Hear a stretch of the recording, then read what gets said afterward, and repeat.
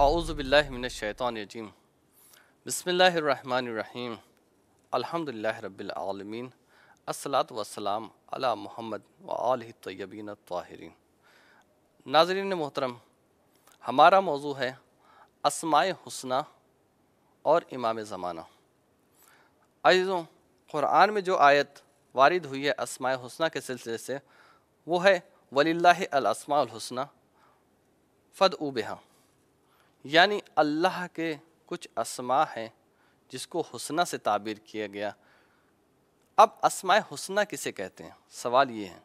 خداوند عالم نے اس کے توسل سے دعا کرنے کے لیے حکم دیا ہے۔ اسماء حسنہ ہے کیا؟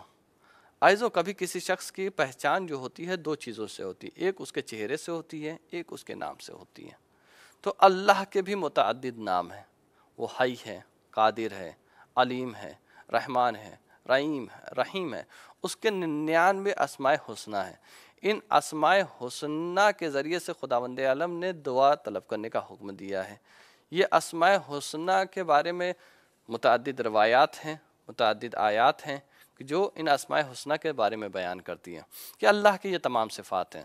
اب سوال یہ ہے کہ کیا یہ اسماء حسنہ جو اللہ کی صفات ہیں، اللہ نے ان کے ذریعے سے ہمیں دعا کرنے کا حکم دیا ہے، کیا اس کے مظہر انسانی شکل میں موجود ہیں یا ان کے مظہر انسان کے درمیان میں آ سکتے ہیں؟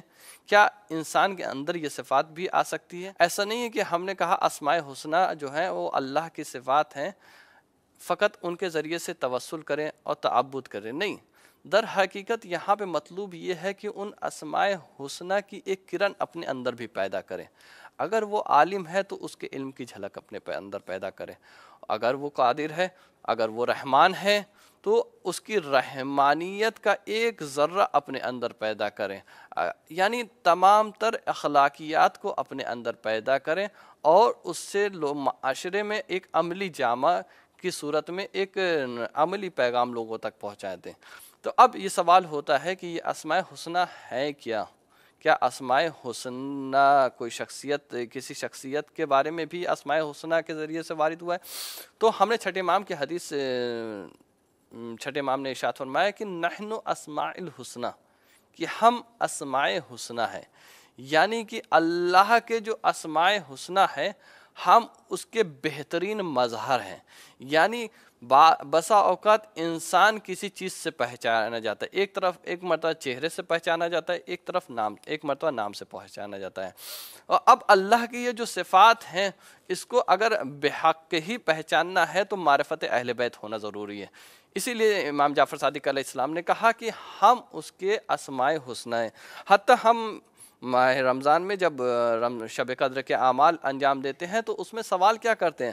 اللہم انی اسألک باسمک العظم الذی تقوم بہ السماوات والارض وتحیی الموت وترزق الاحیاء، یعنی کہ اے خدا میں تجھے تیرے اسم اعظم سے کے وسیلے سے مانگ رہا ہوں اور تیرے اسماء حسنہ کے وسیلے سے مانگتا ہوں کہ جس کے ذریعے سے تو یہ زمین باقی ہے، جس کے ذریعے سے تو رزق عطا کرتا ہے، جس کے ذریعے سے تو مردوں کو زندہ کرتا ہے۔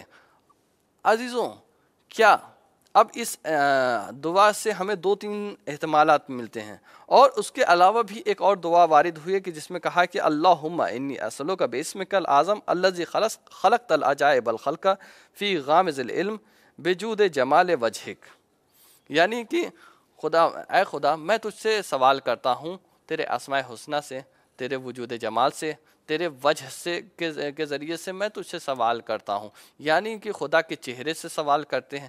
اب ہمیں دیکھنا ہے کہ خارج میں کون شخصیات ایسی ہیں کہ جن کو جو حقیقت میں خدا کے اسم ہے، جو حقیقت میں خدا کی وجہ اللہ ہے، ید اللہ ہے، عین اللہ ہے۔ تو اب ہم نے خارج میں بعض ایسی شخصیات دیکھی کہ جو اللہ کے وجود پر مکمل دلالت کرتی ہیں، اور اس کے بارے میں خود روایتوں میں ملتا ہے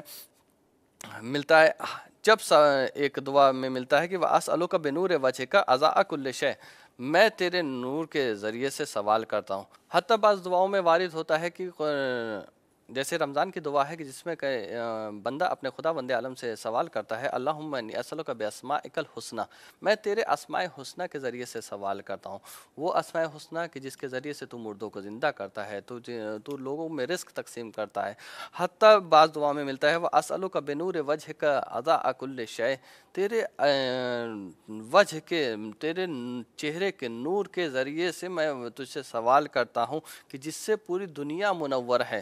عزیزوں، یہاں پہ ہم نے جب اسماء حسنہ کے بارے میں ان دعاؤں میں دیکھا تو ان دعاؤں میں 3 چیزیں کھل کر کے سامنے آئی۔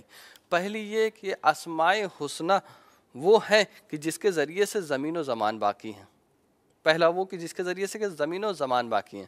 دوسری چیزیں ہمیں کھل کر کے سامنے آئی وہ کہ اسماء کسی بھی شخص کی پہچان کے لیے 2 چیزیں ہوتی، ایک وجہ ہوتا ہے، ایک اسم ہوتا ہے، اور تیسری چیز یہ ہے کہ ممکن ہے کہ اسماء حسنہ کے مظہر ہوں۔ تو اب ہم نے روایتوں میں دیکھا اور تاریخوں میں دیکھا تو اللہ کے وجود پر چند شخصیتیں ایسی تھیں کہ جو کھل کر کے جن کو مظہر کبریائی کہا گیا ہے، اور وہ کون ہے؟ وہ اہل بیت علیہ السلام ہیں، جنہوں نے خود کہا کہ نحن اسماء الحسنہ، ہم اسماء حسنہ ہے، یعنی خدائے وحدہ لا شریک کے جتنے اوصاف ہیں اس کے ابرز ترین مصداق ہم لوگ ہیں، اس کے مظہر ہم ہیں۔ تو عزیزوں، اسماء حسنہ کے متعدد مصادیق ہیں جس میں اہل بیت اطہار علیہم السلام ہے۔ تو ہم نے جب دیکھا کہ اسماء حسنہ کی جب تعریف کی تو اس میں کہا کہ اسماء حسنہ، تیرے اسماء حسنہ کے ذریعے سے سوال کرتا ہوں کہ جس کے ذریعے سے زمین اور آسمان باقی ہیں۔ اب یہ نقطہ اہم توجہ کا طالب ہے، وہ یہ کہ اللہ نے ایک مرتبہ جب معصومین نے یہ کہا کہ جس کے ذریعے سے زمین اور آسمان باقی ہیں، اب جب ہم نے اسماء حسنہ کا مطالعہ کیا تو اسماء حسنہ میں جب یہ 3 چیزیں ملی تو ہم نے ایک مرتبہ دعائے ندبہ کی طرف متوجہ ہوئے کہ دعائے ندبہ میں بھی چند اہم کلمات وارد ہوئے جس میں بندہ اپنے خدا سے سوال کرتا ہے کہ اے خدا، تیری وہ حجت کہاں ہے کہ جس کے ذریعے سے جو زمین اور آسمان کے درمیان میں اتصال کا سبب بنتی ہے۔ عزیزوں، یہ بہت توجہ کا مقام ہے کہ حتیٰ روایت معصومین میں اور قرآن بھی یہ اسی مطالب کو بیان کرتا ہے کہ اگر حجت الہی نہیں ہو تو لساقط الارض والسماء، یعنی یہ زمین اور آسمان ڈھہ جائیں۔ اس کا مطلب کہ کوئی ایک حجت باقی ہے، موجود ہے، کہ جس کے سبب سے یہ زمین اور آسمان باقی ہیں۔ تو وہ حجت کون ہے؟ وہ ہمارے قائم آل محمد امام زمانہ عجل اللہ تعالیٰ فرجہ شریف ہیں۔ اور ایک اور جملہ ملتا ہے کہ بہی یرزقون بہی یعطون، کہ اللہ کا یہ جو اسماء حسنہ ہے وہ خداوند عالم اسی کے ذریعے سے رزق عطا کرتا ہے، اسی کے ذریعے سے لوگوں کو زندہ کرتا ہے، اسی کے ذریعے سے لوگوں کو موت دیتا ہے۔ اب عزیزوں، امام زمانے کے بارے میں جو تصور پایا جاتا ہے کہ اگر امام اس عرض پہ نہ ہو تو یہ عرض سے حیات انسانی ختم ہو جائے اگر حجت الہیہ نہ ہو۔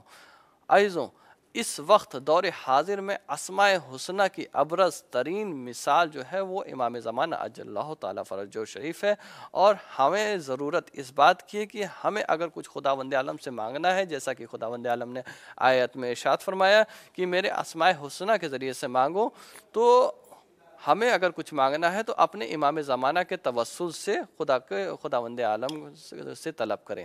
آخر الدعوانا والحمدللہ۔